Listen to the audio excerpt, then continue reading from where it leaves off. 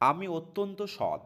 আবগারি মামলায় বেকসুর খালাস হওয়ার পর কান্নায় ভেঙে পড়লেন কেজরিওয়াল। আবগারি কেলেঙ্কারি মামলা থেকে মুক্তি পেয়েছেন তিনি। দিল্লির প্রাক্তন মুখ্যমন্ত্রী অরবিন্দ কেজরিওয়াল এতদিন স্মৃতিচারণা করতে গিয়ে বলেছিলেন কিভাবে একদিন তার বাড়ি থেকে তাকে তুলে নিয়ে গিয়ে জেলে পাঠানো হয়েছিল। সেই আঘাত তাকে নাড়াতে পারেনি, কিন্তু প্রায় ২ বছর পর আদালতে সম্পূর্ণ বেকসুর খালাস পাওয়ার পর নিজেকে ধরে রাখতে পারলেন না কেজরি। সাংবাদিকদের সঙ্গে কথা বলতে গিয়ে চোখ তার ভিজে উঠল। ঘটনার সূত্রপাত ২০২১-২২ সালের দিল্লি আবগারি নীতিকে কেন্দ্র করে।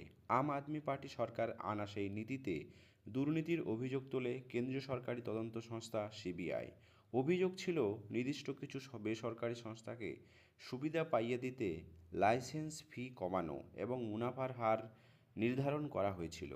এর ফলে দিল্লি সরকারের আর্থিক ক্ষতি হয়েছে এবং কিকব্যাকের লেনদেন হয়েছে এমনই দাবি ছিল সংস্থার। পরে ওই নীতি বাতিল করা হয়। বেকসুর খালাস হওয়ার পর কেজরিওয়ালের দাবি করেন গোটা ঘটনায় ছিল তাকে এক দলকে শেষ করে দেওয়ার বৃহৎ রাজনৈতিক ষড়যন্ত্র। তার কথায় দল থেকে ভাঙতে ৫ শীর্ষ নেতাকে জেলে পাঠানো হয়েছিল। ভারতের ইতিহাসে নজিরবিহীনভাবে পদে থাকাকালীন এক মুখ্যমন্ত্রীর বাড়ি থেকে তুলে নিয়ে ৬ মাস রাখা হয় তাকে। প্রাক্তন মুখ্যমন্ত্রী মনীষ সিসোদিয়া প্রায় ২ বছর জেলে ছিলেন। তার মামলা সম্পূর্ণ ভিত্তিহীন ছিল। কেজরি বলেন আদালতে তাকে বলেছিল তিনি কট্টর সৎ। এই সময়ে আবেগপ্লুত হয়ে পড়েন কেজরিওয়াল। এতদিন দৃঢ় অবস্থান বজায় রাখলেও এদিন কথার মাঝে গলা ভেসে আসে তার। পাশে দাঁড়িয়ে থাকা মনীষ সিসোদিয়া এগিয়ে এসে তাকে জড়িয়ে ধরেন।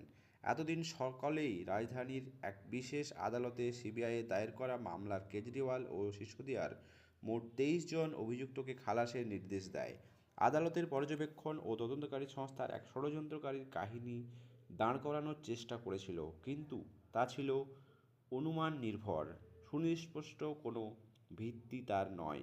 বিচারকের মতে কোনো অভিযুক্তর বিরুদ্ধেই প্রাথমিকভাবে অপরাধ প্রমাণ প্রতিষ্ঠা করা যায়নি। আদালতের পর্যবেক্ষণ দিল্লির আবগারি নীতি প্রণয়নের ক্ষেত্রে কোনো সামগ্রিক ষড়যন্ত্র বা অপরাধমূলক উদ্দেশ্য প্রমাণ মেলেনি। বিচারকের স্পষ্ট মন্তব্য নীতিগত সিদ্ধান্ত গ্রহণকে কেন্দ্র করে দুর্নীতির অভিযোগ আনার মতো উপযুক্ত তথ্য বা প্রমাণ তদন্তকারী সংস্থাগুলি আদালতে উপস্থাপন করতে পারেনি। ২০২৫ সালে দিল্লিতে বিধানসভা ভোটের আগে এই আবগারি কাণ্ডে তদন্ত নিয়েই আম আদমি পার্টিকে নাস্তানাবুদ করে রেখেছিল কেন্দ্রীয় তদন্ত এজেন্সি। প্রথমে উপমুখ্যমন্ত্রী মনীষ সিসোদিয়াকে গ্রেপ্তার করে তিহার জেলে রাখা হয়। তারপর গ্রেপ্তার করা হয় অরবিন্দ কেজরিওয়ালকে। তাকে জামিন দিলেও আদালতের নির্দেশ দেয় মুখ্যমন্ত্রী পদে বসতে পারবেন না তিনি। এই রায়ে আম আদমি পার্টির জন্য বড় রাজনৈতিক স্বস্তি বলেই মনে করছে রাজনৈতিক মহল। সত্যি কি কেন্দ্র সংস্কারী সংস্থা সিবিআই বারবার বিরোধী দলগুলিকে তাদের মুখ বন্ধ করে রেখেছে, এইভাবে চাপ সৃষ্টি করেছে পশ্চিমবঙ্গ তথা বিভিন্ন রাজ্যে? অরবিন্দ কেজরিওয়াল ক্ষেত্রে সেই ঘটনা কিন্তু প্রমাণিত হলো সত্যিকারেই তিনি নির্দোষ এবং বেকসুর। আপনাদের অরবিন্দ কেজরিওয়াল সম্বন্ধে কী মত অবশ্যই কমেন্ট বক্সে জানাতে ভুলবেন না। চ্যানেলটা নতুন হলে সাবস্ক্রাইব করে পাশে থাকবেন।